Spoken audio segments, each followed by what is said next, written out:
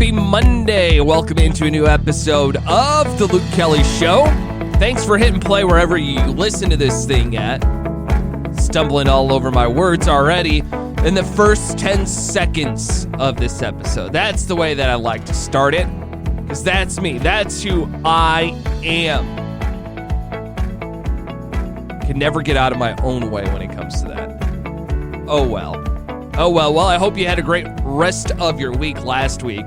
I spent most of my week watching Little League World Series baseball. It's not the exact Little League World Series. It was the regionals. All that stuff was played. So they had like the Great Lakes Regional, the Midwest, the West, all those different ones. And I have to say, it's so nostalgic to me to sit down and watch the Little League World Series. Because growing up as a kid, I would watch that on ESPN, ABC, and think, man, one day I'm going to be able to play in Williamsport on ABC for a Little League World Series championship. That's what I always thought. That's what I always dreamed of. But my team wasn't good enough, nor was I very good enough at baseball to be able to make it all the way there. My all-star team wasn't the best. I think we got the farthest, maybe 1 year, we made it to the championship of our district tournament. And our district tournament wasn't that great. We should have really won that whole thing, but we just stink. That's the basic rules of it. But the one reason why I still like watching the World Series just out of pure nostalgia is watching these kids have fun while playing the game. Because sometimes I think when you sit down and you watch professional sports, it's just the everyday thing that they're used to doing. It's a business to them, right? And when you see these kids have fun, it puts a smile on your face. Like, there's this dude from Pennsylvania who is by far the best player that I've seen in this Little League World Series tournament so far. Whenever he hits a home run or whenever someone else hits a home run on the team, when they're rounding the bases, they'll stop, put up bullhorns, kick up dirt, and keep running. I love it. It is hilarious. I love stuff like that. I love watching new school baseball. People that will go out there, have fun, make celebrations unique, and also make the pitcher feel like, yeah, I just owned you on that at bat. I have no problems with anyone celebrating in sports. In this scenario, it's always so crazy because you get the old school baseball people. That's not how you play baseball. There is no sportsmanship with that. If I were playing on the opposing team, I would throw at them. But they're the person that's speaking about sportsmanship. Do you think someone speaking about sportsmanship would throw at someone? No, especially at that age. It's all about fun. It's all about celebrations. If you're a pitcher, you're on the mound, and you just have a big strikeout. Maybe there's a guy on third, you're up by one, or maybe the game's even tied, and you leave that runner stranded at third, you're going to be jacked up. If that run stays there, you strike out the last person of the inning. You're going to be jacked up. You're going to be celebrating that. You got to be able to take all of your victories. But I was all over Twitter criticizing every single old school baseball person that was like, this is uncalled for. Look at all these kids out here celebrating after they hit home runs. Settle down, old man. Settle down. And you know what? College baseball had a great team that did a whole bunch of celebrations. The University of Tennessee. Now, the NCAA did say next year there's going to be no big-time celebrations like that. I think it's dumb. I think it takes away from having fun. When baseball is so in desperate need of some sort of change, something like this, something where people can insert their personality. If you're able to do that, that's awesome. We need more of that in the game. What do people like? Over the top. You go on TikTok, people are over the top. They're doing crazy things. Could do crazy things in this scenario. Have fun. It's Little League World Series. That's what it is. It's about having fun. Every single level that you're playing at should be about fun, competing, but also, yes, about being fun. Ultimately, it's a game. If you win, you want to get jacked up, that's awesome. But the games haven't been the best in the Little League World Series. This is one thing that I've noticed. The gameplay is just not as good as what it used to be because of so much travel ball now that Little League Baseball is kind of an afterthought. But there are some good players that are sprinkled in here or there. Like there was one kid, and I forgot his name. I was going to look it up before I started to record the podcast. But he was from a team out west that wore work gloves as batting gloves and hit a monster shot. Like that kid better not wear another pair of batting gloves in his whole life. He needs to stick to those work gloves. Every single level from here on out of him playing baseball. Don't go to Dick's Sporting Goods to go and buy your batting gloves. Just go to Home Depot. Go to the gardening section, get your work gloves, and hit dingers. Think about how great of a marketing campaign that would be. If you're that kid, you grow up playing baseball, you have those work gloves on, you go and play college baseball, or maybe you just go straight to the minor leagues, and you're playing in work gloves. Now, there's going to be some old school baseball person along the way that's going to be like, you're disrespecting the game by doing that. You're not wearing real batting gloves. Who would do that? This kid that's hitting dingers. Celebrating. Having a good time. That's who. He's marketing himself. He's going to become a household name. Just think about that. Everyone that I know that has watched some of those games or at least has seen highlights be like, oh, yeah, you see the guy or you see the kid that had the work gloves on? That's awesome. But Little League Baseball, if you've never watched the Little League World Series, watch it, first of all. I remember I went in 2000, I think it was. Yeah, 2000. I went because we dropped my oldest brother off at college in New York City. And then on the way back, my parents surprised us and stopped at the Little League World Series because it was always something that we watched on TV together as a family, especially like the actual World Series game we would sit down and watch together. And I remember my parents taking us there, and they thought that it was going to be a pretty expensive time because it was everybody except my older brother. He was out in New York City now. So we get there, free admission into the game. I don't know if it's still that way, but it was free admission. Concession stands were so cheap. Like you could get a soda for 50 cents. A hot pretzel, a quarter. A hot dog, 50 cents. It was amazing how cheap it was and how fun of an atmosphere it was. To see people in person sliding down that hill. And if you've never seen the Little League World Series, there's this big hill that everyone will get a piece of cardboard and slide down. Every year, there's some sort of announcer that will take a turn and look like a jackass as he's going down this hill. I want to do that. I didn't get to do that.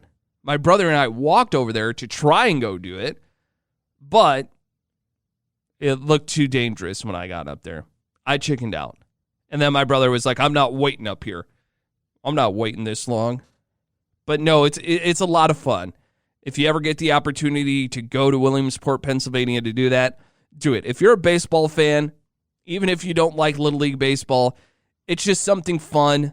Major League Baseball is doing something with it now where they're playing a baseball game out there during the Little League World Series, which is smart, right? You're trying to grow the game and you want to put it in front of young people.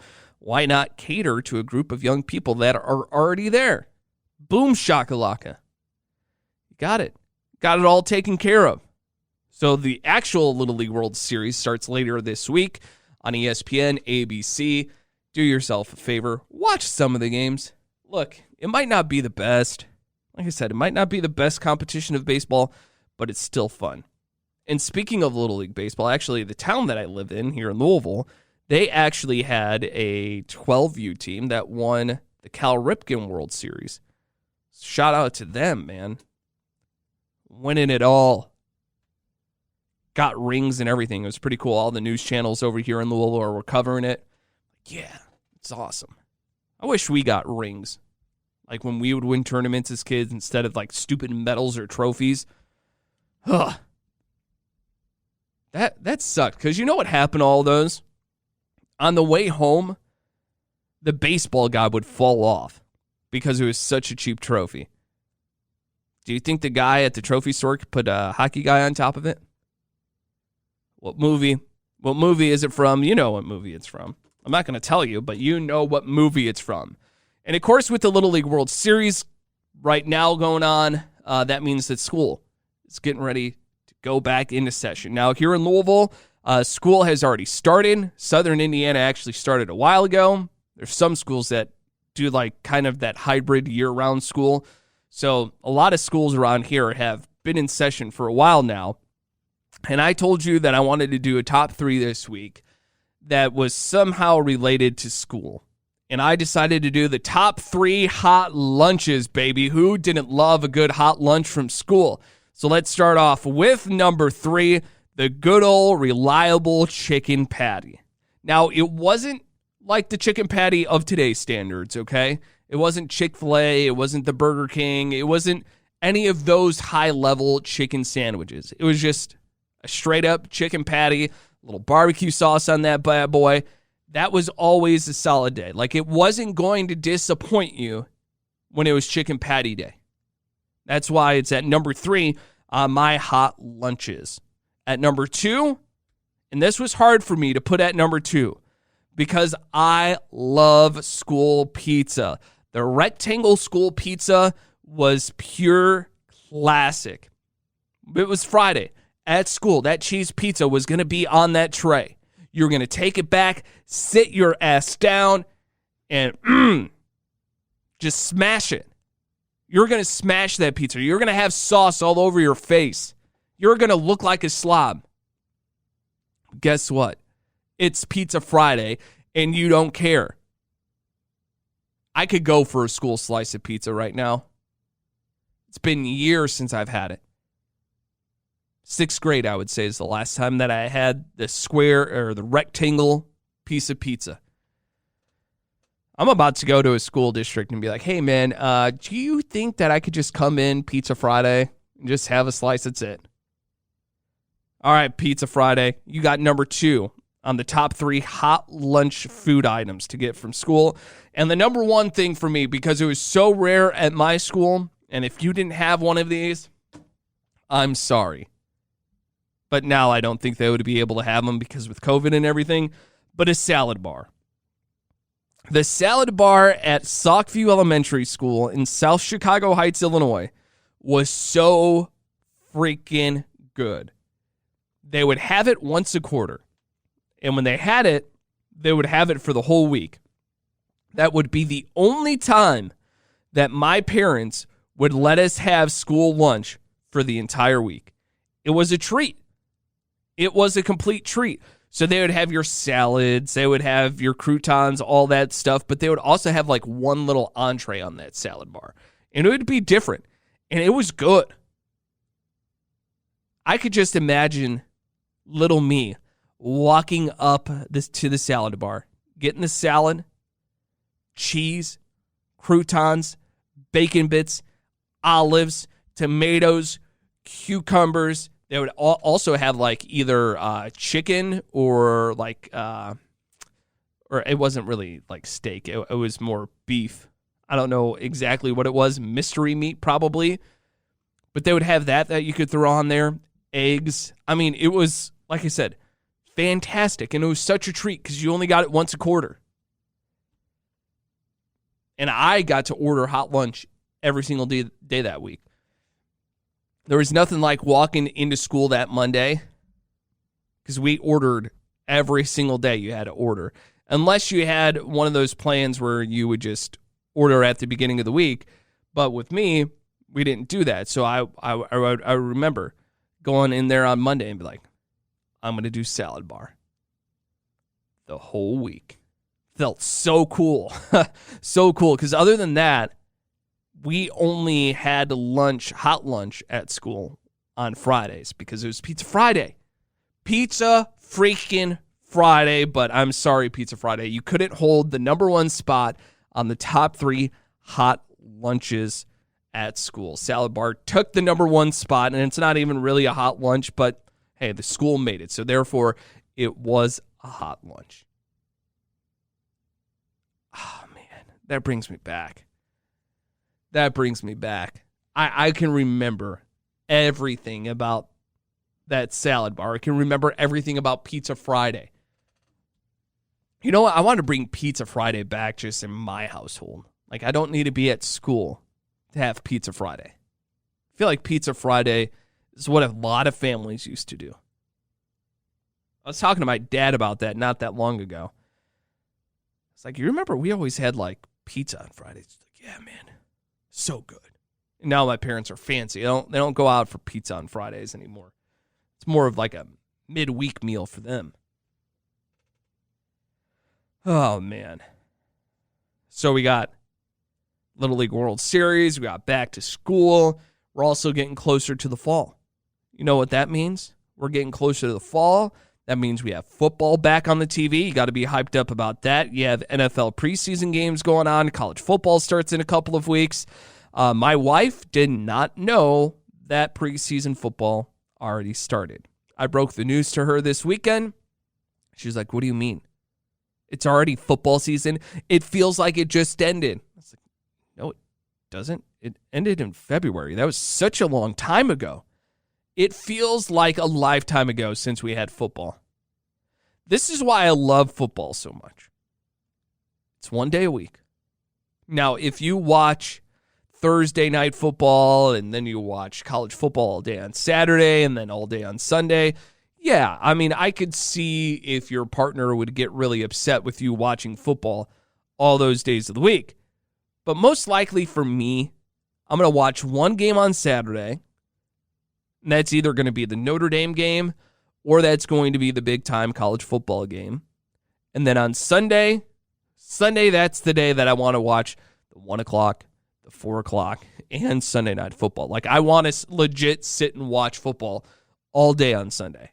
I'll go and do whatever fall things that you want to do on Saturdays until, like, the nightcap at 8 o'clock. And honestly, you should be back home from doing those fall things by 8 o'clock anyway.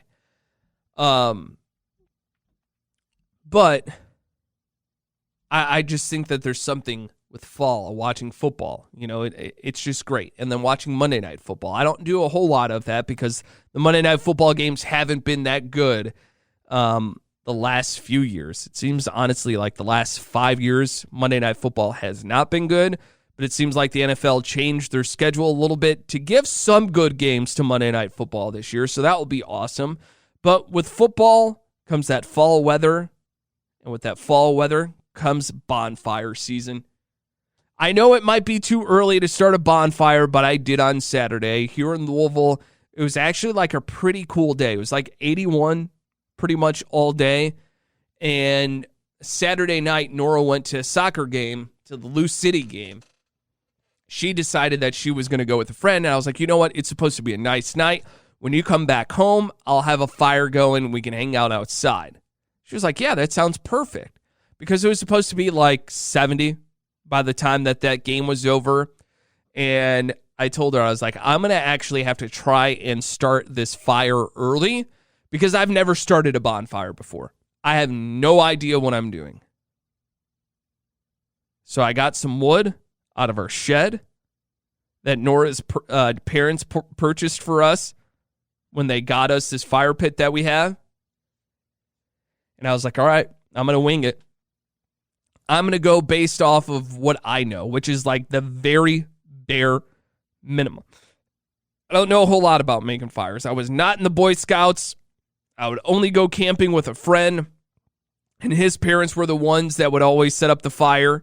So what I did was I did like 2 sticks on the bottom going vertical, and then 2 sticks on the bottom again going vertically. And then I built the little TP action on it. And then I put a little fire starter. Now, this might have been cheating, but I think I would have been successful if I would have used cardboard or whatever I wanted to use. But I lit that thing. Within minutes, this fire was going. It looked like I had been in the Boy Scouts. It looked like I had been making bonfires my whole damn life.